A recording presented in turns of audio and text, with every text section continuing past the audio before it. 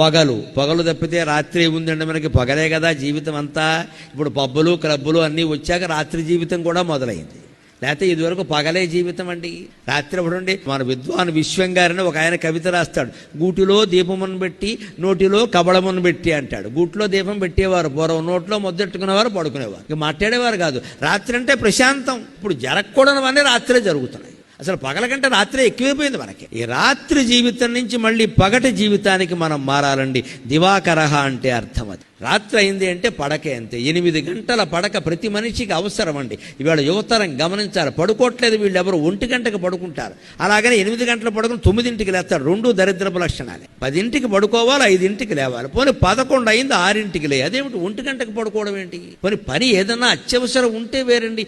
ఒట్టి ఫోన్లు చూసుకుంటూ మెసేజ్లు పంపుకుంటూ కూర్చోవడం ఏం కర్మ మాది? Early to bed and early to rise అని ఇంగ్లీష్ వాళ్ళు కూడా చెప్పారు ఆ విషయాన్ని.